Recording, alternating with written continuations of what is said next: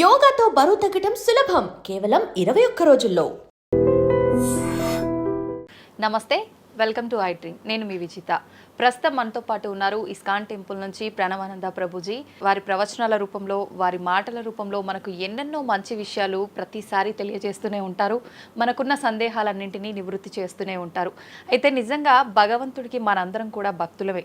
నిజమైన భక్తుడు అంటే ఎవరు, ఎలాంటి లక్షణాలు కలిగి ఉంటారు, మనం ఆధ్యాత్మిక మార్గంలో నడవాలంటే అసలు మన ప్రయాణం ఏ విధంగా మొదలవ్వాలి, ఇలాంటి విషయాల గురించి ఈరోజు మాట్లాడబోతున్నాం. ఇప్పుడు ప్రభుజీతో మాట్లాడి మరిన్ని విషయాలని నివృత్తి చేసుకుందాం. నమస్కారం ప్రభుజీ. నమస్కారం అండి. హరే కృష్ణ ప్రభుజీ. హరే కృష్ణ ప్రభుజీ. నిజంగా భక్తుడు అంటే ఎవరు ప్రభుజీ?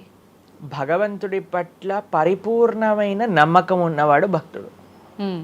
సుఖాలు వచ్చినా, దుఃఖాలు వచ్చినా, అవమానాలు వచ్చినా, పొగడతలు వచ్చినా, మన జీవితంలో ఏ సిచ్యువేషన్ వచ్చినా సరే మనం భగవంతుణ్ణి ఆశ్రయించి ఆయన పట్ల నమ్మకం ఉన్నవాడు భక్తుడు.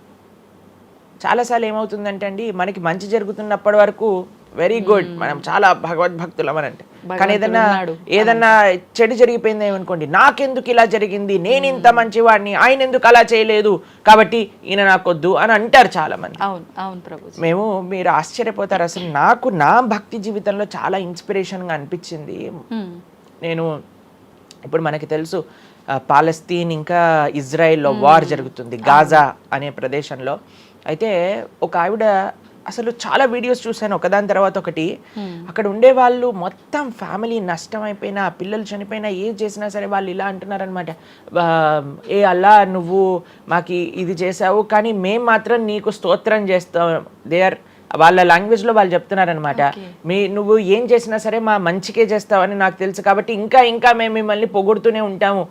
ఆ సిచ్యువేషన్లో కూడా అసలు ఆ నమ్మకం ఎలా ఉంది అని నాకు చాలా ఇన్స్పిరేషన్గా అనిపించింది. అరే ఎంత ట్రూ డివోషన్ వాళ్ళకి ఉన్నది, ఒక నమ్మకం వాళ్ళ దేవుడి పట్ల వాళ్ళకు ఉన్నది. కానీ మనం ఎన్నిసార్లు చాలామంది చూస్తుంటాం. మొన్న నాకు ఎవరో వీడియో పంపించారు, అందులో చెప్తారు, ఒక వెంకటేశ్వర స్వామి ఫోటో ఉంటుందన్నమాట, ఒక ఆవిడ చెప్తారు, ఓయ్ నేను చెప్పింది చేస్తావా లేదా, ఇంకో దేవుడిని తీసుకొచ్చి పెట్టేయాలనా అని అంటుందన్నమాట. అయితే నేను చూసి ఆశ్చర్యపోయాను అనమాట. మనకి ఎందుకు ఇలాంటి ఫేత్, ఇలాంటి నమ్మకం ఎందుకు లేదు? ఎప్పుడైతే మనం ఎంతైతే మనకి ఇన్వెస్ట్మెంట్ చేస్తామో అంతే రిటర్న్ వస్తుంది కదండి. అలానే మన నమ్మకం, మాన అపమానాలు, ఇవి సుఖ దుఃఖాలు, ఇవన్నీ ప్రపంచంలో ఒక భాగం అండి. ఇదంతా జీవితంలో ఒక భాగం. అందుకే మన సనాతన సంస్కృతిలో ఎప్పుడు మంచే ఉంటుంది అని చెప్పారు. అందుకే ఈ ఉగాది పచ్చడి, మన నూతన సంవత్సరం ప్రారంభమైనప్పుడు షడ్రుజోపేతం కదండి, చెప్పుకున్నాం. కాబట్టి ప్రతి ఒక్కటి కొద్దిగా అది కావాలి, కొద్దిగా ఇది కావాలి. కానీ మనం ఏం చేస్తామంటే, ఎవరికైతే అచంచల విశ్వాసం ఉంటుందో భగవంతుడి పట్ల, స్వామి నువ్వేం చేసినా నా మంచే చేస్తావు అనేవాడు నిజమైన భక్తుడు. కాబట్టి ఎక్కడి నుంచైనా ఆ విశ్వాసం, ఆ శ్రద్ధ కానీ మనం నేర్చుకోగలిగితే ఇట్ ఈస్ ఎక్స్ట్రీమ్లీ వండర్ఫుల్ అనమాట. ఆ శ్రద్ధ, స్వామి నువ్వు ఏం చేసినా సరే నేను నిన్నే కొలుస్తా, అటువంటి శ్రద్ధ మన దగ్గర ఉండిందండి, మన దగ్గర ఉండింది. మన పూర్వీకులు, రాజులు, మహారాజులు, అసలు మన సంస్కృతి, సిక్కులు ఎవరైతే మనకి వాళ్ళ జీవితాన్ని త్యాగం చేసేసారు వాళ్ళ ధర్మాన్ని కాపాడుకోవడానికి. మనం చూస్తాం. అసలు ఇప్పుడు ఏంటంటే అండి, నాకు అన్నిటికంటే బాధాకరమైన విషయం ఏంటంటే, ఈ ప్రజెంట్ డే యూత్ ఉన్నారు కదా, వాళ్ళకి మన దేశ సంస్కృతి గురించి తెలియదు, మన దేశ హిస్టరీ గురించి తెలియదు, మన కల్చర్ గురించి తెలియదు, మన ఆధ్యాత్మికత గురించి తెలియదు. తెలుసుకోవాలి అనే ప్రయత్నం కూడా చేయట్లేదు. ఎవరు అసలు దేశాన్ని కాపాడాలనుకుంటుంది? అసలు మన పూర్వీకులు మనకి ఎలాంటి సంపత్తిని ఇచ్చారు? ఏవో టీవీలలో వచ్చే చెత్త ప్రోగ్రాములు చూడటము, టైం వేస్ట్ చేసేయటము. ఇప్పుడు మాకు చెప్తున్నారు, ఎవరో బిగ్ బాస్ అనేదో ప్రోగ్రామ్ వస్తుందట. జనాలందరూ అసలు ఏమొస్తుంది చెప్పండి? మన జీవితంలో ఏదైనా మార్పు కలగలిచ్చా? మనకి లేదు. ఎవడో ఒకటి చోట వాడు డబ్బులు సంపాదించుకుంటూ వాడు చేసే చెత్త పనులన్నీ మనం చూస్తూ ఉంటే, మనం వింటూ ఉంటే, దాని తర్వాత చూస్తే పర్వాలేదు, ఆ వ్యక్తుల పట్ల అపరిమితమైన ప్రేమను పెంచుకొని, ఒకళ్ళు నాకు ఈ మధ్య ఎక్స్ప్లెయిన్ చేస్తున్నారనమాట, ఒక్కొక్కళ్ళకి ఆర్మీ అని తయారైపోయి వేరే వాళ్ళని దూషించటం, వేరే వాళ్ళని తిట్టడం. ఈ సమాజం ఇలా ఉంటే నీకు ఒక బిగ్ బాస్ అనే ఒక టైం వేస్టర్ని కావాలి, అది అయిపోగానే ఐపీఎల్ అనే ఒక టైం వేస్టర్, దాని తర్వాత నెట్ఫ్లిక్స్, అమెజాన్ ప్రైమ్, ఇవన్నీ ఎప్పుడు ఉన్నాయి. మనకి నిజంగా మేము కొన్నిసార్లు యూత్ని కలిసినప్పుడు అడుగుతామండి, అరే మన దేశ రాజకీయాల గురించి తెలుసా అని అంటే, తెలుసండి. ఎవరి దగ్గర నుంచి తెలుసుకున్నావు అని అంటే ఒక యూట్యూబర్ పేరు చెప్తారు. ఆ యూట్యూబర్ ఏమో ఎక్కడో వేరే దేశంలో కూర్చొని మన సంస్కృతిని మన రాజకీయాల్ని ఎలా ఒక వేరే దిశగా నడిపించాలో నడిపిస్తుంటారు. వాడివన్నీ వింటూ వీళ్ళు ప్రభావితం అయిపోతారు అనమాట. కానీ ఏంటి అసలు మన సంస్కృతి అంటే ఏంటి, మన ధర్మం అంటే ఏంటి, అసలు కొద్దిసం భగవంతుడు చాలా దూరం అనుకోండి, కనీసంలో కనీసం మన భారతీయత అంటే ఏంటో కూడా తెలియదండి అసలు ఇలాంటి పిల్లలకి. ఈ మధ్యలో పిల్లల్ని మర్చిపోకండి. పేరెంట్స్ ఎంతమంది దృష్టి చూపిస్తున్నారు చెప్పండి? చాలా తక్కువ మంది ప్రభుజీ. ఎప్పుడు చూడు ఏ సినిమాకి వెళ్దామా, ఏ సీరియల్ చూద్దామా, ఏ రియాలిటీ షో చూద్దామా, ఏ మూవీ సిరీస్ వెబ్ సిరీస్ కొత్తగా రిలీజ్ అయిందా, ఏ ఇన్స్టాగ్రామ్లో వీడియోస్ చూద్దామా, ఇలానే ఉండిపోతే మన దేశం ఎటు వెళ్తుంది, మన రాజ్యం ఎటు వెళ్తుంది, మన సంస్కృతి ఎటు వెళ్తుంది ఒకసారి చెప్పండి. కాబట్టి భక్తి అనేది ఒక ప్రస్తుత సమాజంలో అర్థం చేసుకోవటము అనేది ఎప్పుడైతే ప్రతి ఒక్కళ్ళు తమ దగ్గర ఉండే సమయాన్ని వెచ్చిస్తారో, ఎప్పుడైతే నేను తెలుసుకోవాలి అనే ఒక ఇచ్చ మనసులో ఉంటుందో, అప్పుడు మాత్రమే తెలియపడే ఒక అద్భుతమైన జ్ఞానం అండి అది. తత్విద్ధి ప్రణిపాతేన పరిప్రశ్నేన సేవయా అని కృష్ణుడు భగవద్గీతలో చెప్పారు.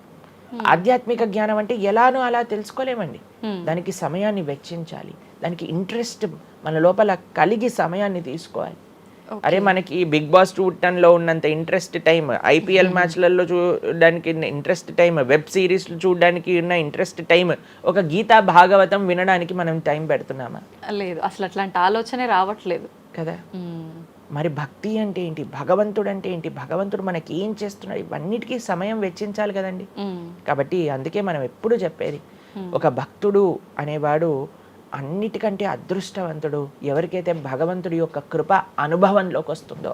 అటువంటి అనుభవం కానీ మనం పొందాలి అని అనుకుంటే మనం సమయాన్ని కేటాయించాలి. ఇది చాలా ముఖ్యమైన విషయం. అయితే మనం ఆధ్యాత్మిక ప్రయాణం మొదలు పెట్టాలి అంటే ముందుగా చేయాల్సిన పని, మొట్టమొదటి అడుగు ఆధ్యాత్మిక ప్రయాణం ముందు పెట్టాలి అని అంటే ఇన్స్టాగ్రామ్, వాట్సాప్ని తగ్గించాలి. ఓకే. ఇంతకు ముందు ఏకాదశి, ఇప్పుడు రేపు ఏకాదశి ఉపవాసం అంటే నిర్జల ఉపవాసం అని లేదా పలాహార ఉపవాసం అని అలా చెప్తారు. కొన్ని సంవత్సరాలు అయిపోయాక ఉపవాసం అని అంటే కనీసం ఈ రోజైనా ఫోన్ చూడొద్దు అని చెప్పే రోజులు కూడా వస్తాయేమో అనిపిస్తుంది. ఎందుకంటే ప్రతిసారి కూడా అడిక్టెడ్ జనాలందరూ కూడా వాట్సాప్ వీడియోలు, స్టేటస్లు, ఇన్స్టాగ్రామ్, యూట్యూబ్, టీవీ వీటితో అడిక్ట్ అయిపోయి ఎంత సమయాన్ని వెచ్చిస్తున్నారు. అసలు మీరు అన్నట్టుగా జపం చేయడానికి అడుగురా అంటే జపం చేయడానికి సమయం లేదంటారు, వాట్సాప్ స్టేటస్ మాత్రం చూడడానికి సమయం ఉంటుంది. ఎంత విచిత్రం చెప్పండి. కాబట్టి మనము చాలా జాగ్రత్తగా మొట్టమొదటి అడుగు ఏంటి అని అంటే మనం చెయ్యకూడని విషయాలు పక్కన పెట్టడం. ఏంటి? అక్కర్లేని విషయాలు వినటం, అక్కర్లేని విషయాలు మాట్లాడటం, అక్కర్లేని విషయాల గురించి ఆలోచనలు చేయటం. వీటన్నిటిని పక్కన పెట్టి 4 నియమాలు చెప్పారండి మన శాస్త్రంలో భక్తిలో ముందుకెళ్ళడానికి, ధర్మ మార్గంలో ముందుకెళ్ళడానికి. మద్యం పానం శ్రియాసూన యథా అధర్మశ్చ చతుర్విధం అని భాగవతం చెప్తుంది. 4 రకములైన తప్పుడు అలవాట్లను మనం నిషేధన చెయ్యాలట. ఏంటి ఆ 4? మద్యము అని అంటే మద్యాన్ని సేవించటం, ఎనీ టైప్ ఆఫ్ ఇంటాక్సికేషన్ అని అనుకోండి, సిగరెట్లు కానీ, మందు కానీ, గుట్కా, మానిక్ చంద్, పాన్, ఇంకేమంటారు టొబాకో, ఇవన్నీ డ్రగ్స్, ఇవన్నీ అసలు చెప్తూ ఉంటే మిగతా ఎనీ కైండ్ ఆఫ్ ఇంటాక్సికేషన్ దీన్ని పక్కన పెట్టాలి. ఓకే, మనం భక్తి మార్గంలో ముందుకెళ్ళాలి అని అంటే చెప్తున్నాను. 2 మద్యం పానం శ్రియ అసూన. జూదము ఇంతకుముందు జూదం ఆడుతూ ఉండేవారు, మనకు తెలుసు పాచికలాట అని అనేవారు. మహాభారతంలో యుధిష్ఠిర మహారాజు గారు ఆడినప్పుడు ఏమైంది వాళ్ళ జీవితంలో మనందరికీ తెలుసు. ఎన్ని కష్టాలు పడాల్సి వచ్చింది, ఆస్తంతా వెళ్ళిపోవాల్సి వచ్చింది, అరణ్యానికి పాలవ్వాల్సి వచ్చింది. చాలా మంది అడుగుతారు ఎందుకు మహాభారతం యుధిష్ఠిరుడు ఆడాడు. ఆయన ఆడి చూపించారు, అయ్యా ఆడితే ఈ పని అవుతుంది. ఎగ్జాంపుల్ సెట్ చేయడానికి ఆయన చేశారు. సరే, ఆయన చేసింది తప్ప కదా, ఆయన ఏం అనుభవించారో తెలుసు కదండి. మనం ఎందుకు చెయ్యాలి ఆ పని? ఇప్పుడు జూదం యొక్క విపరీతమైన కాన్సిక్వెన్సెస్ తెలుసా అండి. ఇప్పుడు బెట్టింగ్ గేమ్లని, ఐపీఎల్ మ్యాచెస్ కి బెట్టింగ్స్ అని, లేదా ఏదొస్తే దానిపైన బెట్టింగ్లు పెట్టడం, అవి ఇవి ఎన్ని అప్లికేషన్స్ తయారైపోయి ఎన్ని ఒక యువతని ఒక తప్పుడు మార్గంలో పెట్టడానికి అసలు మాకు అప్పుడప్పుడు మేము యూట్యూబ్ చూస్తాం కదండి ప్రవచనాలు వినడానికి, మా గురువు గారి ప్రవచనాలు వినడానికి మేము చూస్తుంటాం అనమాట. అప్పుడు వస్తుంది రమ్మీ సర్కిల్ అని యాడ్ వస్తుంది అనమాట. ఇప్పుడు పేరు చెప్తున్నారు ఎందుకు ప్రభుజీ అని మీరు అనుకోవచ్చు.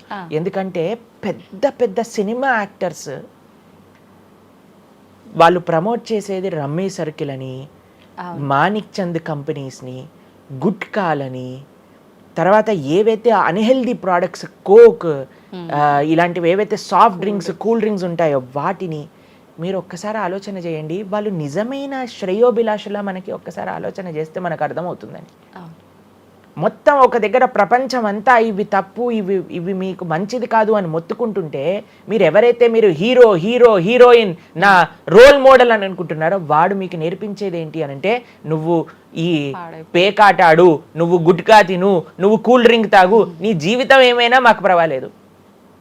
మేము ఎక్కడికి వెళ్ళినా నోరు నొప్పొచ్చేటట్టు అరిచి చెప్తున్నా, అయ్యా ఇవి మంచిది కాదు, మీరు మంచి మార్గంలో ఉండండి, ఆరోగ్యాన్ని జాగ్రత్తగా పెట్టుకోండి, మనసు జాగ్రత్తగా ఉండండి, ధర్మాన్ని ఆచరణ చేయండి అని మేము చెప్తుంటే, కానీ జనాలకి వీటిలలో ఇంట్రెస్ట్ లేదు. వీళ్ళకి నా రోల్ మోడల్ వాళ్ళు, నా రోల్ మోడల్ ఇది అని ప్రొద్దు నుంచి రాత్రి దాకా ఇన్స్టాగ్రామ్లో చూడటం, వాళ్ళగా మాట్లాడటం, వాళ్ళగా వస్త్రాలు వేసుకోవటం, వాళ్ళలాగా మేము కూడా వాళ్ళలాగా అవ్వాలి అని అనుకుంటే వాళ్ళు ఏం నేర్పిస్తున్నారు మీకు ఒక్కసారి ఆలోచన చేయండి. ఎంతమంది దేశంలో ఉండే యువత మొత్తం కూడా తప్పుడు మార్గంలోకి వెళ్తే మన భారతదేశ భవిష్యత్తు ఏం కావాలో ఒకసారి చెప్పండి. కాబట్టి ఫస్ట్ ఏమన్నా మనం ఇంటాక్సికేషన్, సెకండ్ గ్యాంబ్లింగ్ అని అంటారు, జూదం, ఏ ప్రకారమైన జూదమైనా సరే దాన్ని పక్కన పెట్టాలి. మూడవది మాంసాహారాన్ని సేవించటం, ప్రాణిహింస చెయ్యకూడదు, భగవద్భక్తి మార్గంలో ముందుకెళ్ళాలి, భగవంతుని తెలుసుకోవాలి అని అంటే మనం లాస్ట్ టైం దీని గురించి మాట్లాడుకున్నాం, మనం ఎక్స్ప్లెయిన్ చేసాం అనమాట క్లియర్గా ఎందుకు మనం మాంసాహారాన్ని స్వీకరించకూడదు అని. అది భౌతికంగా మనకి మంచిది కాదు, ఆరోగ్యరీత్యా మంచిది కాదు, ఎమోషనల్గా మంచిది కాదు, ఎన్వైరన్మెంటల్గా మంచిది కాదు, స్పిరిచువల్గా మనకి మంచిది కాదు అని ఈ రీజన్స్ అన్ని చెప్పాం. అయితే నిన్నటి రోజున మాకు ఆ వీడియో పంపించారనమాట. సరే ఏమున్నాయి అబ్బా కమెంట్స్లో అని చదువుతుంటే చాలా మంది అన్నారు, రోజు ఈ వీడియో చూడటం వల్ల మేము మాంసాహారం తినటం మానేసాము, మాకు క్లారిటీ వచ్చిందని చాలా కమెంట్స్ ఉన్నాయి. కొంతమంది ఏం రాశారు తెలుసా అండి, మరి ప్లాంట్స్కి, మరి ఆకుకూరలకి, తర్వాత మనం పండించే మొక్కలకు కూడా ప్రాణం ఉంది కదా అని. మీకు ఒక విషయం చెప్తాను, చాలా మంది ఈ ఆర్గ్యుమెంట్స్ చెప్తారండి, నాన్ వెజిటేరియన్ మానేసేయండి అని అంటే, మరి మీరు జీవహింస చేయట్లేదా, మీరు కూడా మొక్కల్ని కట్ చేస్తున్నారు కదా అని అడుగుతారు. ఇప్పుడు దానికి 2-3 విషయాలు మీకు ప్రస్తావన చేస్తాను. ఒకటి, మీరు పాలకూరని, గోంగూరని, తోటకూరని కొయ్యడానికి వెళ్ళినప్పుడు అది గట్టిగా అరుస్తూ చంపేయకు నన్ను, ఏదో ఒక రక్తం కారటం, అది ఇలా గార్లో ఎగరటం, ఇలాంటివి చేస్తుందా అండి? లేదు. ఎప్పుడైనా మీరు ఆపిల్ పండుని కొయ్యడానికి వెళ్ళినప్పుడు ఆపిల్ పండుని ఇలా అనగానే దాంట్లో నుంచి రక్తం చెట్టులో నుంచి దారాలుగా కారుతుంటుందా అండి? అదేమైనా గట్టిగా అరుస్తుందా అని కొంతమంది అంటారు, అది అరుస్తుంది మనకి వినిపించదు. మనకి ఒకసారి అర్థం చేసుకోవాలి, ఒక ప్రాణికి, ఒక వెల్ డెవలప్డ్ కాన్షియస్నెస్ ఉన్న వ్యక్తికి, లేదా ఒక పర్సనాలిటీకి, లేదా ఒక ప్రాణికి, లేదా ఒక ప్లాంట్కి ఏంటి వ్యత్యాసము అనేది మనం తెలుసుకోవాలి.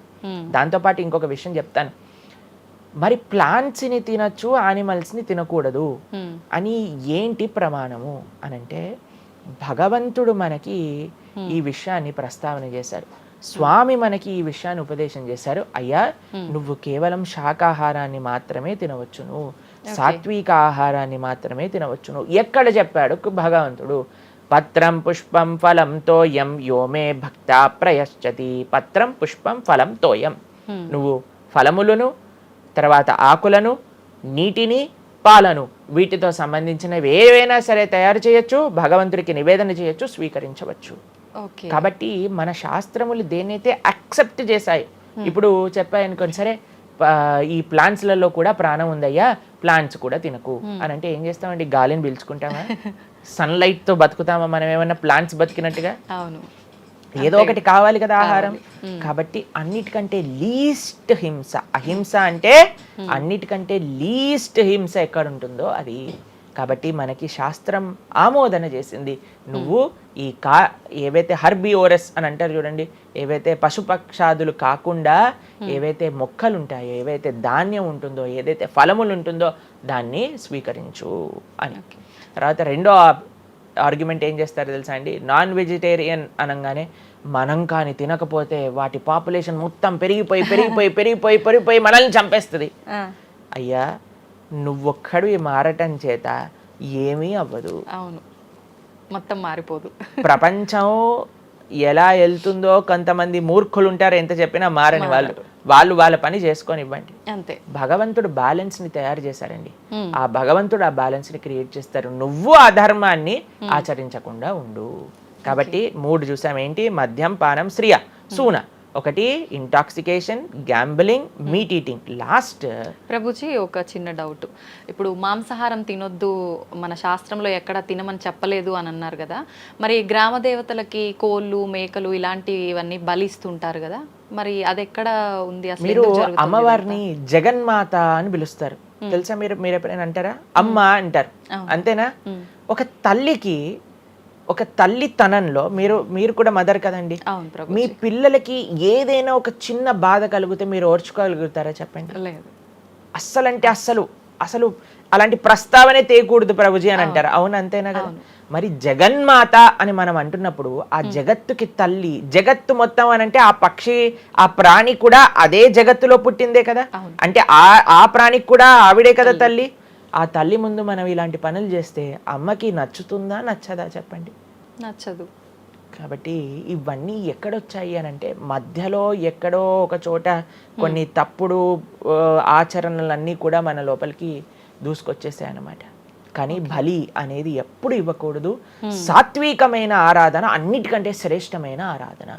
ఈ బలులు ఇవ్వటం వీటన్నిటిని తామసీక ఆరాధన అని అంటారు. కాబట్టి మనము ఎంతైతే మీరు బలి అంటే ఏంటో తెలుసా అండి? ఏదో ఒకటి సమర్పణ చేయటము. సమర్పణ చేయటాన్ని, దాంట్లో ప్రాణిని సమర్పణ చేయటం కంటే మనకుండే అహంకారాన్ని సమర్పణ చేస్తే అమ్మవారు ఇంకా ఆనందిస్తారు. మన దగ్గర ఉండే దంభాన్ని సమర్పణ చేసేస్తే, బలిచ్చేస్తే ఇంకా ఆనందంగా ఉంటారు. దంభము అని అంటే గర్వం. ఓకే. అహంకారము, దంభము, ఈ రెండిట్లో వ్యత్యాసం ఏంటో తెలుసా అండి? గర్వము అని అంటే మనం చేసిన దానికి మనం గర్వపడటం అనమాట. నేనే చేశాను, నా అంతటి వాడు లేడు. దంభము అంటే చెయ్యని దానికి కూడా గర్వపడడం. ఓకే. కాబట్టి మనకుండే అభిమానాన్ని, మనకుండే ఆ లోభాన్ని, వీటన్నిటిని అమ్మవారికి సమర్పణ చేయండి, ఇంకా మంచి, ఇంకా ఆనందిస్తారు. అందుకే మనం తల నీలాలు ఇస్తాం. చాలా మందికి తెలియదు అసలు దేవుడు ఏం చేసుకుంటాడండి మన జుట్టుని, డాండ్రఫ్ తోటి ఉన్న జుట్టుని. దేవుడికి ఎందుకు సమర్పణ చేయాలి మనం తల నీలాలు అని అంటే, అయ్యా నేను జుట్టు ఉంటే ఎప్పుడు కూడా ఇలా ఇలా ఇలా హెయిర్ స్టైలింగ్ చేసుకుంటూ నేనేదో చాలా హ్యాండ్సమ్ మ్యాన్, చాలా హ్యాండ్సమ్ ఉమెన్ అనుకుంటూ ఉంటారు కదా అందరు కూడా. అయ్యా నా యొక్క ఆ సెల్ఫ్ కాన్షియస్నెస్ ని సమర్పణ చేస్తున్నా నీ దగ్గర. మనం గుడికి వెళ్ళి కొబ్బరికాయ కొడతాం. కొబ్బరికాయ ఎందుకు కొడతామండి? మనం కూడా అలాంటి హార్టెడ్ వ్యక్తులం అనమాట. మనకు కూడా ఆ గర్వంతో మనం కూడా అంత పైన ఉండే షెల్ ఉంటుంది కదా, ఎంత హార్డ్గా ఉంటుంది. కానీ ఎప్పుడైతే అది పలగొట్టేస్తామో అప్పుడు లోపల మంచి తీయటి నీరు మనకి దొరుకుతుంది. కొబ్బరి ఎంత స్వీట్గా ఉంటుంది, అది మనకు కలుగుతుంది. మన హృదయంలో ఆ సున్నితమైన భావాలు ఉన్నాయి, కానీ మనకుండే అజ్ఞానము, మనకుండే అహంకారం, మనకుండే అవిద్య దాన్ని ఆపేస్తుంది. అందుకే భగవంతుడి ముందు, స్వామి నీ ముందు నా అహంకారాన్ని సమర్పణ చేస్తున్నా అనే భావనతో మనం కొబ్బరికాయ కొట్టాలి. అంతేగాని కొబ్బరికాయ తీసుకెళ్ళి కొట్టేసి నేను ఈరోజు 108 కొబ్బరికాయలు కొట్టాను దేవుడి దగ్గర అనే అహంకారం వచ్చింది అనుకోండి, కొబ్బరికాయ కొట్టడమే వేస్ట్, ఫలితం లేదు. కాబట్టి మనందరం అర్థం చేసుకోవాలి అసలు ఏంటి భావన. బలి అని అంటే ప్రాణి బలి కాదయ్యా, నీ దగ్గర ఉండే చెడు గుణాలను బలి. కాబట్టి ఈ 3 విషయాలు అయిపోయి 4వ విషయం ఏదైతే మనం చేయకూడదో, ఇలిసిట్ సెక్స్ అని అంటారు, వ్యభిచారము అని అంటే పురుషులు స్త్రీలు పురుషులు. నిన్నే ఒకళ్ళు చెప్తున్నారు, ఒక టీవీలో ఒక న్యూస్ వచ్చిందట, one of the most famous యాక్టరో లేదా ఇంకెవరో వాళ్ళ హస్బెండ్ని వేరే స్త్రీలతో పాటు పట్టుకున్నారు అని మాకు ఒక న్యూస్ నిన్న ఒకళ్ళు చెప్తున్నారు అనమాట. అంటే వాళ్ళు ఏం చెప్పారంటే నాకు, ప్రభుజీ సమాజంలో ఇలాంటివి ఎన్నో కేసులు వస్తున్నాయి ప్రభుజీ, ఈ మధ్యలో న్యూస్లో ఇలాంటివి అయితే తరచుగా మనం చూస్తూ ఉన్నాము. కాబట్టి ఈ సమాజం ఎటువైపు వెళ్తుందో తెలియట్లేదు ప్రభుజీ అని అంటే మేము వాళ్ళకి చెప్పాం, సమాజాన్ని ఎందుకు ఇటువైపు నడుస్తుంది అని అంటే మనం చూపించే విషయాలు అలా ఉన్నాయి, చూపించే సినిమాలు అలా ఉన్నాయి, చూపించే సీరియల్ అలా ఉన్నాయి, చూపించే ఆదర్శమైన వ్యక్తులు అలా ఉన్నారు. మనం ఎవరైతే హీరోలు అనుకుంటున్నామో వాళ్ళు ప్రొద్దున లేస్తే విడాకులు తీసుకొని ఇంకొకరిని పెళ్లి చేసుకొని, విడాకులు తీసుకొని ఇంకొకరిని పెళ్లి చేసుకొని, ఇలాంటివి చూస్తుంటే మనం కూడా అది నార్మలైజ్ అయిపోయింది మన భారతీయ సంస్కృతిలో.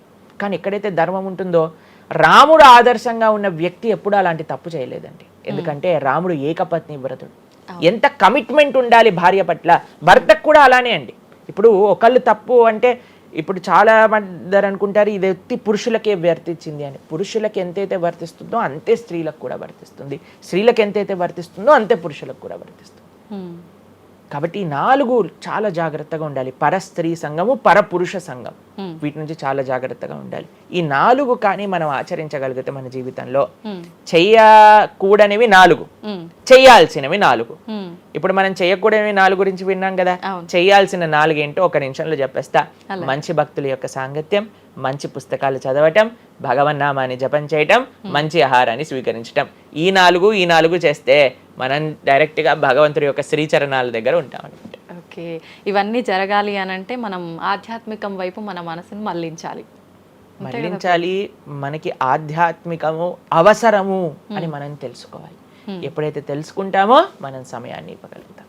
ఓకే ప్రభుజీ, జపం అని అంటుంటారు. నిజంగా జపం అంటే ఏంటి ప్రభుజీ? ఏ విధంగా జపం చేయాల్సి ఉంటుంది?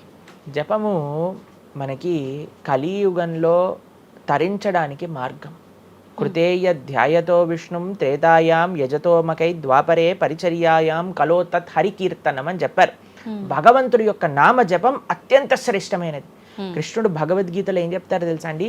అన్నిటికంటే గొప్ప యజ్ఞం, యజ్ఞములలో నేను ఒక యజ్ఞాన్ని అని చెప్తారు. ఏ యజ్ఞం తెలుసా? యజ్ఞానాం జప యజ్ఞోస్మి అని భగవంతుడు చెప్తారు. అన్నిటికంటే గొప్ప యజ్ఞం జపం చేయడం అనమాట. ప్రతిరోజు జపం చేయాలి. మేము ప్రతిరోజు 2 గంటల పాటు జపం చేస్తాం ప్రొద్దున పూట. ఏంటి జపం చేయాలి? భగవన్నామాన్ని జపం చేయాలి. భగవన్నామము అత్యంత సులభంగా మనల్ని భగవంతుడి యొక్క కృపని తెచ్చిపెడుతుంది, భగవంతుడి యొక్క రియలైజేషన్ మనకిస్తుంది అనమాట. అందుకే హరిర్నామ హరిర్నామ హరిర్నామేవ కేవలం కలోర్ నాస్తేవ నాస్తేవ నాస్తేవ గతిరన్యదా అని చెప్పారు. అన్నిటికంటే శ్రేష్టమైనది ఎటువంటి రూల్స్ అండ్ రెగ్యులేషన్స్. ఇప్పుడు కొంతమంది అనుకుంటారు జపం అంటే చాలా రూల్స్ ఉండాలి, అది చేయాలి ఇది చేయాలి అని. ఏం లేదు, చక్కగా శుచిగా ఉండండి, శుభ్రంగా ఉండండి, భగవంతుడి ముందు దీపం పెట్టండి, కూర్చోండి, ఒక జపమాల పట్టుకోండి. హరే కృష్ణ కృష్ణ కృష్ణ హరే హరే, హరే రామ రామ రామ హరే హరే. సింపుల్ మంత్రం, ఎవరైనా చేయొచ్చు, ఎటువంటి కాంప్లికేషన్స్ లేదు. ఏ స్థితిలో ఏ అవస్థలో ఉన్న వాళ్ళైనా సరే చక్కగా జపం చేయొచ్చు. ఎటువంటి నియమాలు లేదు. ఎప్పుడైనా సరే చక్కగా భగవన్ నామానికి నియమం లేదు, మంత్రాలకి నియమాలు ఉన్నాయి, కానీ ఇది భగవన్ నామం. ఇటువంటి నామాన్ని కానీ మనం హరినామం అని అంటారు దీన్ని. ఈ హరినామాన్ని కానీ చక్కగా జపం చేయగలిగితే మనకి బ్రహ్మాండమైన ఫలితాలు, ఆ భగవంతుడి యొక్క కృప మనం ఎక్స్పీరియన్స్ చేయగలుగుతాం మన జీవితంలో. ఇప్పుడు మీరు చూడండి, నోట్లు ఎప్పుడైనా మనం లెక్క పెట్టామనుకోండి, ఎలా లెక్క పెడతారు తెలుసా? ఇలా 1 2 3 4 5 6 7 8 9 10 అని లెక్క పెడతారు, అంతేనా? ఏదైతే నోట్లు లెక్క పెట్టేటప్పుడు ఎప్పుడు మనం బయటికి లెక్క పెడతాం, ఎందుకంటే ఇది ఎప్పుడు బయటికి వెళ్ళేదే. కానీ జపం చేసినప్పుడు ఎలా లెక్క పెడతారో తెలుసా అండి? మీరు జపం చేస్తుంటే హరే కృష్ణ కృష్ణ కృష్ణ హరే హరే, హరే రామ రామ రామ హరే హరే అని లోపలికి అంటాం మాలని. నోటిని బయటికి అంటాం, జపాన్ని లోపలికి అంటాం లెక్క పెట్టేటప్పుడు. ఎందుకంటే ఇది ఎప్పుడు మనతో పాటు వచ్చేది ధనం, ఇది వెళ్ళిపోయే ధనం. కాబట్టి శాశ్వతంగా మన లోపలతో వచ్చే ధనం, జన్మాంతరాలకు కూడా మనల్ని ఉద్ధరింపజేసే ధనం ఏదన్నా ఉంటే అది భగవన్నామ జపం. నిజంగా ఎంత మంచి మాట ప్రభుజీ. అసలు ఈ లాజిక్ అర్థమే కాలేదు ఎప్పుడు మాకు. మీరు చెప్పేదాకా ఇంత లాజిక్ ఉంది అని అనిపించలే. చాలా మంచిగా చెప్పాము. ప్రతి ఒక్కళ్ళు చిన్న పిల్లల నుంచి, మా దాంట్లో మా గ్రూప్ లో మీరు చూస్తే చిన్న పిల్లల నుంచి వృద్ధుల వరకు అందరు జపం చేస్తారు. అంతెందుకండి, మీరు చూస్తారు హరే కృష్ణ భక్తులు దేశ విదేశాల నుంచి ఉన్న వాళ్ళందరూ జపమాల పట్టుకొని జపం చేసే వాళ్ళని మనం చూడట్లేదు. కాబట్టి మనకి ఎందుకు జపం రాదు? టైం వస్తుంది, టైం ఉంది. ఎక్కడెక్కడ టైం వేస్ట్ చేస్తున్నామో తెలుసుకుంటే ఎక్కడ దాన్ని యూటిలైజ్ చేయాలో తెలుస్తుంది. సమయంతో పనుందా ప్రభుజీ? ఏ సమయంలో అయినా ఏ సమయంలో అయినా చేసుకోవచ్చు, కానీ ప్రొద్దున పూట చేస్తే అత్యంత శ్రేష్టమైన. ప్రొద్దున పూట మనం త్వరగా లేసి, త్వరగా స్నానం చేసి, త్వరగా జపం చేసుకోగలిగితే ఆ రోజంతా బ్రహ్మాండంగా ఉంటుంది. ధ్యానం కూడా చేస్తుంటారు చాలా మంది. జపానికి ధ్యానానికి వ్యత్యాసం ఏంటి? మనము భగవన్నామ మంత్రాన్ని, నామాన్ని జపం చేస్తూ భగవంతుడి గురించి ధ్యానం చేయాలి. ఓకే. ఇప్పుడు జస్ట్ ధ్యానం, చాలా మంది మాకు ఈ కంప్లైంట్ చేస్తుంది, ఇప్పుడు ఈ ధ్యానం చేస్తే మనసు నిలకడగా ఉండట్లేదు, మనసు ఎక్కడికి వెళ్ళిపోతుంది, అక్కర్లేని ఆలోచనలు వస్తున్నాయి.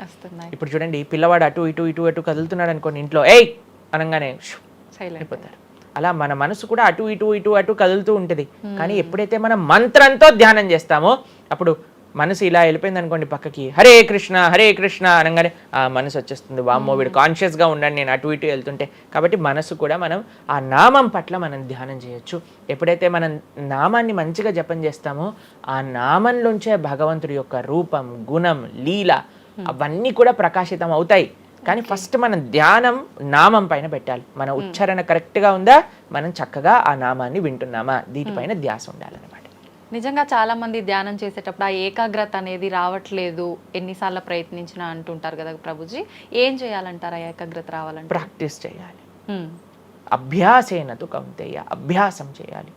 ఇదేదో చాలా మంది ఏం చేస్తారు తెలుసా అండి, ప్రభుజీ నేను 3 రోజుల నుంచి జపం చేస్తున్నా కానీ నాకు ఆ రుచి కలగట్లేదు. అయ్యా 300 కోట్ల జన్మలు తీసుకున్నాం మనము, ఆ జన్మాంతరాల్లో ఉండే వాసనలు ఉన్నాయి కదా, కొద్దిగైనా మనం సమయం ఇవ్వాలి భగవంతుడి యొక్క నామం. ఇప్పుడు మురికి పట్టిన ఒక క్లాత్ ఉందనుకోండి, ఇంకులో ముంచేసిన క్లాత్ ఉందనుకోండి, దాన్ని ఇచ్చాను అనుకోండి, ఇప్పుడు ఒక్క ఉతుకుల్లో పోతుందా ఇంకంతా? ఒక ఉతుకు తర్వాత ఇంకో ఉతుకు తర్వాత ఇంకో కొద్దిగా వెళ్తూ ఉంటుంది, కొద్దిగా వెళ్తూ ఉంటుంది. కొన్నిసార్లు మనకి ఫస్ట్ 3-4 వాషెస్లో తెలియదు అసలు పోయిందా లేదా, పోతుంది కానీ మనకు అంత ఎవిడెంట్గా కనిపించదు.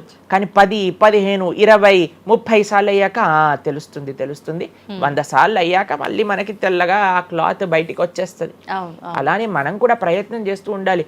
ఇన్ని జన్మలు మనం మాయకి ఇచ్చేసి ఒక జన్మలో 3 రోజులు మనం భగవన్నామాన్ని జపం చేసి ఇప్పుడు నాకేం కలగలేదు అని అంటే ఎలా చెప్పండి?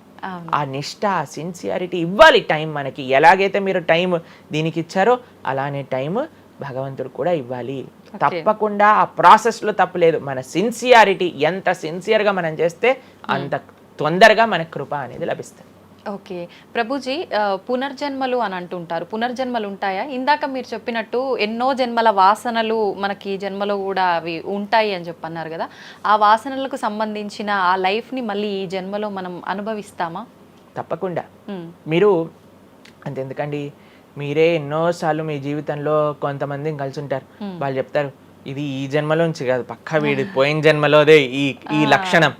ఎందుకంటే చాలా మంది అంటారు మా ఇంట్లో ఎవరండి ఇలా ఉండరండి కానీ వీడికొక్కటే ఈ గుణం వచ్చింది అని అంటూ ఉంటారు. మనం చాలాసార్లు చూస్తాం చిన్న పిల్లలకి, వాళ్ళకి మనకు నేర్పించకుండానే ఒక టాలెంట్ వచ్చేస్తుంది. వాళ్ళు ఆ విధంగా నేను మొన్న బృందావనం వెళ్ళినప్పుడు మేము చూసాము, అక్కడ చిన్న పిల్లవాడండి, నాకు తెలిసి 3-4 సంవత్సరాలు ఉంటాయి, 250 కంటే ఎక్కువ ట్యూన్లలో హరే కృష్ణ మంత్రాన్ని పాడుతున్నాడు ఆయన.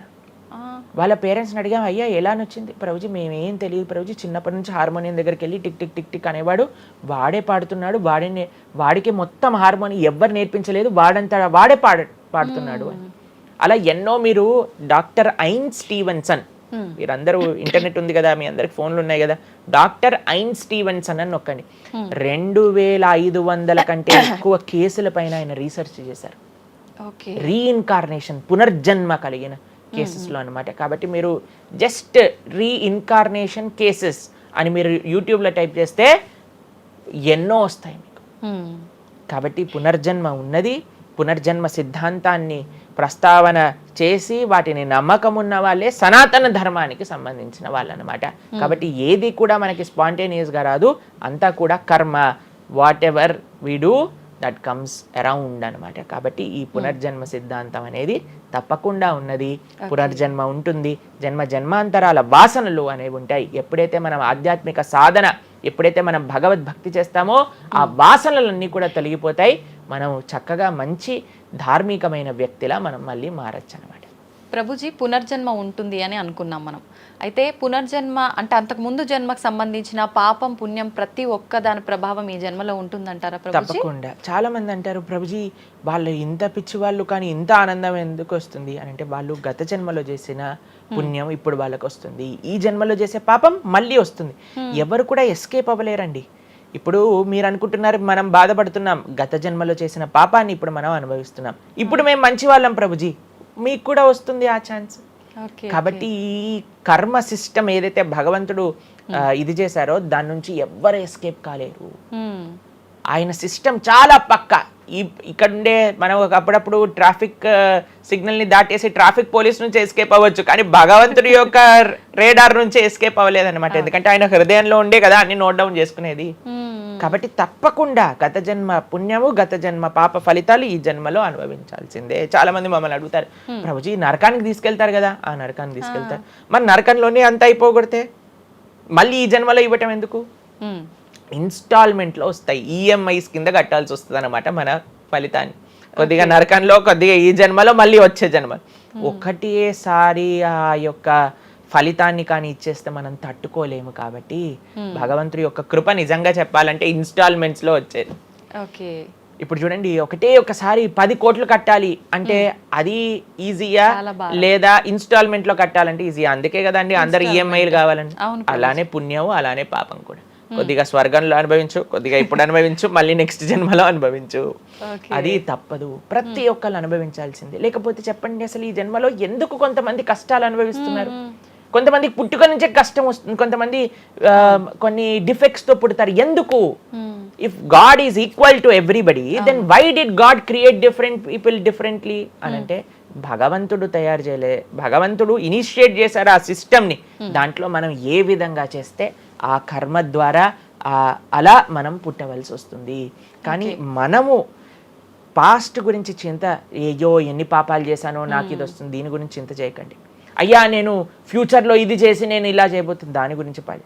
ఇప్పుడు నీ దగ్గర సమయం ఉంటే నువ్వు ఇప్పుడు ధర్మాచరణ చెయ్యి, ఇప్పుడు భగవంతుడిని ఆశ్రయించు, ఇప్పుడు ధార్మికంగా ఉండు. భగవంతుడు దాన్ని దీన్ని రెండింటినీ తీసేస్తారా? ఆయన యొక్క లోకానికి మనం వెళ్ళవచ్చు. కాబట్టి భగవంతుడు అదే చెప్పారు, సర్వధర్మాన్ పరిత్యజ్య మామేకం శరణం వ్రజ అహం త్వాం సర్వ పాపేభ్యో మోక్షయిష్యామి మా శుచ. ఇది భగవంతుడు ఇచ్చిన ఒక ఆశ్వాసన భగవద్గీతలో. అన్నిటినీ వదిలిపెట్టేసాయి, అన్ని రకాల చెడు వస్తువుల్ని, అన్ని రకాల మంచి, నువ్వు నాకు శరణు వేరు, నేను నీ పాప పుణ్యాలు మొత్తం తీసేస్తాను. యద్గత్వా న నివర్ధంతే తద్ధామ పరమం మమ. భగవంతుడి దగ్గర నుంచి చేరుకున్నాం అనుకోండి, మళ్ళీ ఈ ప్రపంచంలో ఈ యొక్క కష్టాలు ఉండే ఈ నేలపైన మళ్ళీ రావాల్సిన అవసరం లేదు. స్వామితో బ్రహ్మాండంగా స్వామి యొక్క సేవలో సుఖంగా ఉండొచ్చు మనం. అయితే ప్రభుజీ చాలా మంది చెప్తుంటారు, అన్ని అనుభవించింది తప్పదు అన్నప్పుడు ఎందుకు భగవంతుని ఆరాధన చెయ్యాలి అని. వాళ్ళందరికీ ఇది మంచి సమాధానం ప్రభుజీ. నిజంగా చాలా మంది ఇదే అంటుంటారు, అంతే కదా, ఎంత భగవంతుని ఆరాధించినా ఈ కష్టాలు తప్పట్లేదు, అసలు లైఫ్ ఏం చేంజ్ అవ్వట్లేదు, మనశ్శాంతి లేదు, ఎందుకు అసలు ఆరాధించాలని చెప్పి అసలు భగవంతుని పూజించడం కూడా మానేస్తుంటారు. మళ్ళీ ఇప్పుడు ఆపేస్తే మళ్ళీ నెక్స్ట్ ఏంటి అని ఆలోచన చేయాలి. కాబట్టి ఇప్పుడుండే వాటితో మనం ఇది చేసామనుకోండి, ఇంత ధర్మాచరణ కూడా ఆపేశారనుకోండి, ఇంకా ఆ పుణ్య పాప ఖాతాలు అలానే పెరిగిపోతూ ఉంటాయి. కానీ చివరికి వచ్చేది ఈ ప్రపంచంలోకే కదా. కాబట్టి మనకి చెడు చేయటం పనికిరాదు, కేవలం మంచి చేయటం కూడా పనికిరాదు. భగవద్భక్తి అన్నిటికంటే టాప్ మోస్ట్. కాబట్టి మనం ధార్మికంగా ఎంత భగవద్భక్తితో ఉంటే అది మనకి అంత మంచిది. ప్రభుజీ కర్మ సిద్ధాంతం అన్నారు కదా, అసలు కర్మ సిద్ధాంతం అంటే ఏంటి ప్రభుజీ? ఏం చెప్తోంది అసలు? మనం చెయ్యంది మనకి రాదు, మనం చేసింది తప్పకుండా మనకు వస్తుంది. ఇదే కర్మ సిద్ధాంతం. Every action has equal and opposite reaction.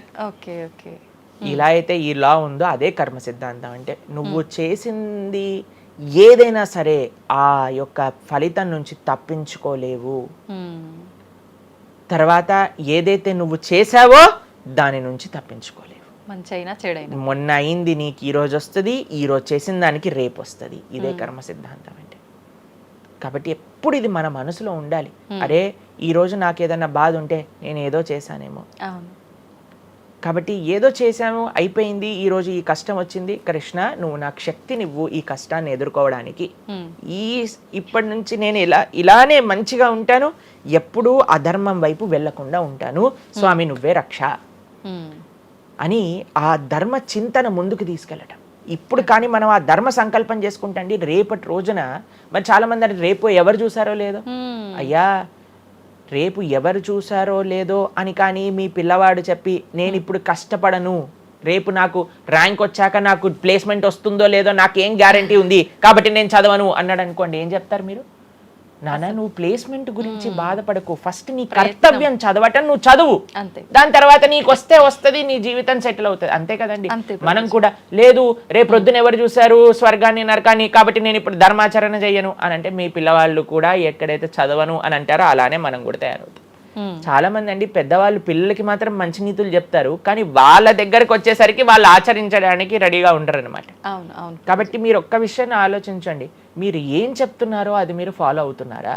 పెద్దలు ఫాలో అవుతేనే అది పిల్లలు ఆచరిస్తారు, లేకపోతే ఆచరించరు.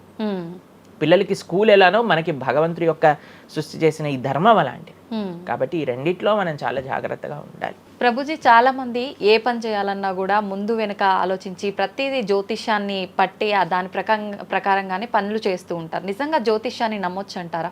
జ్యోతిష్యం 100% కరెక్టే, కానీ జ్యోతిష్యాన్ని నువ్వెంత సీరియస్గా తీసుకోవాలి అది ఆలోచించాల్సిన విషయం.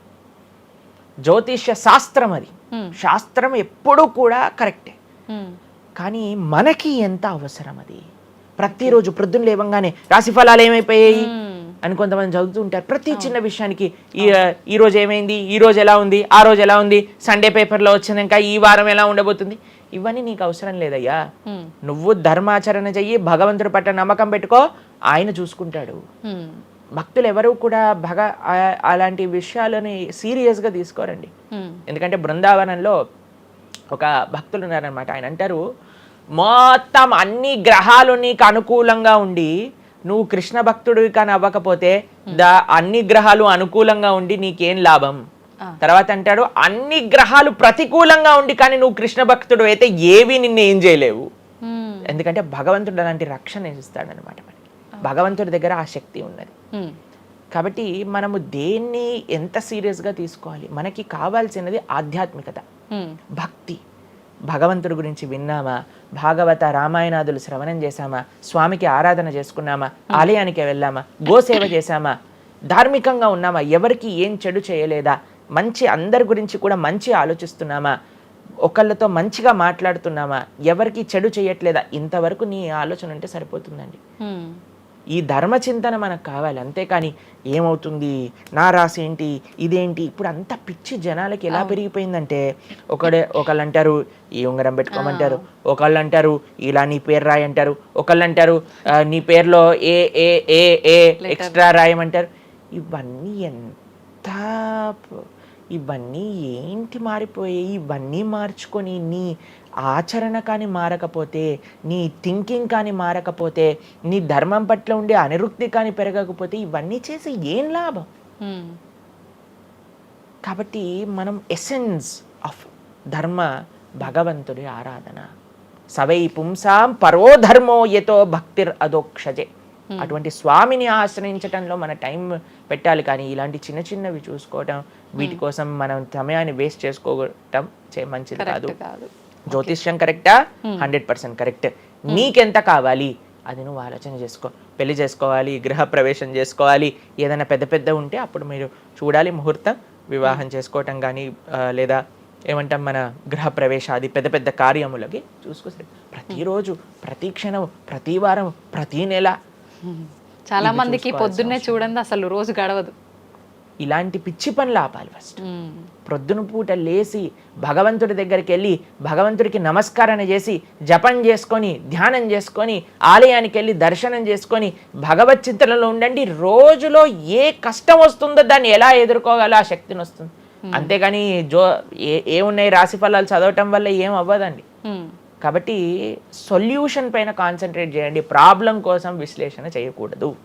ఓకే ప్రభుజీ, చాలామంది ఇంట్లో నెగిటివ్ ఎనర్జీస్ ఉన్నాయి, దయ్యాలు తిరుగుతున్నాయి, లేదంటే ఎవరైనా ఒక పర్సన్కి దయ్యం పట్టింది అని చెప్పి చాలామంది ఎవరు ఇట్లా పంతుళ్ళు అట్లాంటి వాళ్ళ దగ్గరికి, మాంత్రికుల దగ్గరికి తీసుకెళ్ళడము, వాళ్ళు వదిలిస్తారని చెప్పటము, ఆ దయ్యం వీళ్ళని చాలా పీడిస్తుంది అని చెప్పడం, ఇలాంటివి చాలా వింటుంటాము సహజంగా.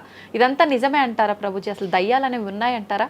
ఆత్మలు, దయ్యాలు ఇవన్నీ ఉన్నాయండి, అది లేవు అని చెప్పలేము, ఉన్నాయి తప్పకుండా. ఎలా అయితే మీరు నెగిటివ్ ఎనర్జీ అంటారు కదా, నెగిటివ్ ఎనర్జీ ఎక్కడికి వస్తుందో తెలుసా అండి? నెగిటివ్ పీపుల్ దగ్గరికి వస్తుంది. ఎవరైతే ఎమోషనల్గా, ఎవరైతే స్పిరిచువల్గా, ఎవరైతే ఫిజికల్గా వర్నలబుల్గా ఉంటారో వాళ్ళ దగ్గరికి వస్తుంది. ఎవరైతే ఇంట్లో భగవద్ ఆరాధన ఉండదో, పూజ రూమ్లో ఏమీ లేకుండా చాలామంది ఇప్పుడు మాకు చాలా విచిత్రం అనిపిస్తుంది కొన్నిసార్లు. మాకు ఈ ఇంటర్నెట్లో వీడియో చూసినప్పుడు వీళ్ళు చర్చ్లో ఉండే వాళ్ళందరూ దయ్యాలను వదిలిస్తూ ఉంటారనమాట. మాకు చాలా ఆశ్చర్యం ఏంటంటే వీళ్ళకే ఎందుకు దయ్యాలు పడుతున్నాయి అని. కాబట్టి ఎందుకు దయ్యాలు ఎవరింటి పర్సనాలిటీస్లోకి వెళ్తాయో తెలుసా అండి? ఎవరైతే క్లీన్లీనెస్ మెయింటైన్ చేయరో, ఓకే, ఎవరైతే సమయానికి స్నానం చేయటం కానీ, సమయానికి శుచిగా శుభ్రంగా ఇల్లు శుభ్రంగా ఉంచుకోవటం కానీ, దేవాలయంలో భగవంతుడి యొక్క మూర్తులకి చక్కగా ఆరాధన చేసి ధూపం దీపం నైవేద్యం తోరణం ఉత్సవాలు పండగలు యజ్ఞాది యాగాదులు ఇవన్నీ ఉన్న చోట ఎప్పటికీ నెగిటివ్ ఎనర్జీ అనేది ప్రవేశించలేదు. ఓకే. కానీ ఎక్కడైతే జనాలు డిమ్గా డల్గా ఎటువంటి వైబ్రెన్స్ లేకుండా ఎప్పుడు ఎమోషనల్ వర్నరబుల్గా బాధల్లో ఉంటూ ఆధ్యాత్మికంగా లేకుండా ఇల్లంతా గందరగోళంగా చెత్త చెదారంతో ఎప్పుడైనా సరే ఫ్రెష్ ఫుడ్ కాకుండా స్టేల్ ఫుడ్, బయట సోర్స్ తెలియని ఫుడ్ వాటిని తినటం వల్ల అలాంటి మెంటాలిటీస్, అలాంటి నెగిటివ్ ఎనర్జీ ఈజీగా ఇటువంటి నెగిటివ్ ఎన్వైరన్మెంట్లోకి వచ్చేస్తుంది అనమాట. ఓకే. కానీ ఎప్పుడైతే మనం వైబ్రెంట్గా భగవన్నామ చక్కగా బొట్టు పెట్టుకొని చక్కగా మంచిగా సాంప్రదాయంగా రెడీ అయ్యి చీర సాంప్రదాయం మన సాంప్రదాయం మన చీర అండి. భారతీయత మగవాళ్ళైతే ధోతి కుర్తా ఇంతకుముందు ఉండేది, శిఖ ఎంత చక్కగా బొట్టు పెట్టుకొని చక్కగా అలంకరణ చేసుకొని ఇంట్లోకి వెళ్ళంగానే అసలు ఆ ధూపం యొక్క సువాసన వచ్చి చక్కగా పసుపచ్చతో మన గడప నుంచి స్టార్ట్ చేస్తే పైన తోరణం కింద ముగ్గులు, అసలు ఒక సనాతన సాంప్రదాయం ఒక హిందువు యొక్క ఇంటికి వెళ్తే ఏ దయ్యం అలాంటి ఇంట్లోకి వెళ్ళగలుగుతుంది చెప్పండి? మన సినిమాలలో మీరు చూసి ఉంటారు దయ్యాలు ఎక్కడుంటాయి, పాతబడ్డ బంగ్లాలలో ఎక్కడో క్లోజ్ చేసిన గెస్ట్ హౌస్లలో ఉంటాయి, అంతేనా? నిజం ప్రభుజీ. ఏదైనా దేవాలయంలో దయ్యం ఉండటం మీరు చూసారా ఎక్కడైనా? ఎందుకు ఉండదు? ఎందుకంటే అక్కడ భగవద్ ఆరాధన జరుగుతుంది కాబట్టి. ఏ ఇంట్లో అయితే నిరంతర భగవద్ ఆరాధన ఉంటుందో, ఏ ఇల్లు అయితే వైబ్రెన్స్ గా ఇంటి బయట ముగ్గు నుంచి ప్రారంభమై ఇంటి లోపల దేవాలయంలో దీపము నిరంతరము కూడా ఉంటుందో, భగవద్ ఆరాధన జరుగుతుందో, భగవన్నామ జపం జరుగుతుందో, శాస్త్రాన్ని పారాయణ చేస్తున్న విష్ణు సహస్రనామం హరే కృష్ణ మహామంత్ర కీర్తన యజ్ఞము యాగము ఉత్సవాలు చేస్తూ అటువంటి ఇంట్లో అటువంటి వ్యక్తులకి ఎప్పుడూ రాలేదండి. ఎవరైతే తన నుదిటిన తిలకాన్ని అలంకరణ చేసుకొని చక్కగా సాంప్రదాయంగా ఉంటారో, శుచి శుభ్రత పాటిస్తారో, చక్కగా ఆలయానికి వెళ్ళి గోసేవ చెప్పండి, అలాంటి వాళ్ళకి ఎప్పుడైనా ఇలాంటి నెగిటివ్ ఎనర్జీ అటాక్ అవుతుంది అంటే అస్సలు కాదు. ఎవరైతే గ్లూమీగా డిప్రెస్డ్గా ఏం లేకుండా ఏ వస్త్రాలు పడితే ఆ వస్త్రాలు వేసుకోవటం, దేవుడు కొంతమంది ఆలయంలోకి వెళ్ళామనుకోండి, ఇంట్లో పూజ రూమ్లోకి వెళ్ళామనుకోండి, పండగ నుంచి పండగ మాత్రమే దీపం పెడతారు, లేదా అస్సలు ఆ పూలు అలానే ఉంటాయి 15-20 రోజుల వరకు. అవును ప్రభు. అలాంటి ఇంట్లలో నెగిటివ్ ఎనర్జీ రాకపోతే ఇంకేమొస్తుంది చెప్పండి? కాబట్టి నెగిటివ్ ఎనర్జీ ఉందా, ఈ దయ్యాలు ఆత్మలు ఉన్నాయా? ఉన్నాయి. ఎవరి దగ్గరికి వెళ్తాయి? అటువంటి మెంటాలిటీ ఉన్న వాళ్ళ దగ్గరికి మాత్రమే వెళ్తాయి. ఓకే. మనం కానీ ఎప్పుడైతే మనకి రక్షణ, అందుకే మనం తులసి మాల వేసుకుంటాం. తులసి మాల ఇప్పుడు చూడండి, మేము నరసింహ కవచాన్ని ధరించామన్నమాట. ఇవన్నీ నరసింహ ఆరాధన, నరసింహ కవచాన్ని ఎప్పుడైతే మనం చేస్తామో, ఎప్పుడైతే మనం భగవన్నామ స్మరణ చేస్తామో తులసి మాల ధరించాలి. తులసి మాల చాలా మంది ఇప్పుడు ధరిస్తున్నారు కానీ నియమాలను పాటించట్లేదు. ఏంటి నియమాలు? తులసి మాల వేయాలి అని అంటే మనము భగవత్ ప్రసాదాన్ని మాత్రమే నైవేదన చేసి తీసుకోవాలి, మాంసాహారాన్ని తినకూడదు, ఎల్లిపాయలు ముట్టుకోకూడదు. ఇవన్నీ కూడా నెగిటివ్ థింగ్స్ అన్నమాట, తామసిక రాజసీకమైన విషయాలు. కాబట్టి ఇవి చక్కగా ఇవన్నీ మానేసామనుకోండి. తులసిమాల ధరించడం అంటే ఏంటి అంటే చూపిస్తున్నాం అనమాట, మన దగ్గర ఎటువంటి తామసిక రాజసీక ప్రవృత్తులు లేవు, మేము సిద్ధ సాత్విక ప్రవృత్తిలో ఉన్నాం. దయ్యం అక్కడ నుంచి వచ్చింది కూడా యూటర్న్ తీసుకొని వెళ్ళిపోతుంది అన్నమాట ఇవి చూడంగానే. కాబట్టి అది చాలా ముఖ్యం. ఎప్పుడైతే మన ఆచరణ బాగుంటుందో, ఎప్పుడైతే మనం ధార్మికంగా ఉంటామో, ఎప్పుడైతే భగవద్భక్తులై ఉంటామో, ఏ నెగిటివ్ ఎనర్జీ మనల్ని ఏం చేయలేదు.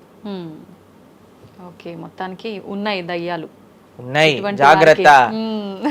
మనం మంచిగా భక్తి పరంగా ఉండండి, ధార్మికంగా ఉండండి, చక్కగా ధర్మాచరణ చేయండి, మీకేం భయం లేదు. కానీ ఎక్కడైతే ఇవన్నీ జరగవో అక్కడ ఉంటాయి. అందుకే ఆధ్యాత్మిక మార్గంలో నడవాలి అందరం కూడా. కృతజ్ఞతలు ప్రభుజీ, నిజంగా చాలా మంచి మంచి విషయాలు తెలుసుకుంటున్నాం మీ ద్వారా. ఇంకా ఇంకా తెలుసుకోవాలని కోరుకుంటున్నాం. ధన్యవాదాలు ప్రభుజీ. హరే కృష్ణ. హరే కృష్ణ.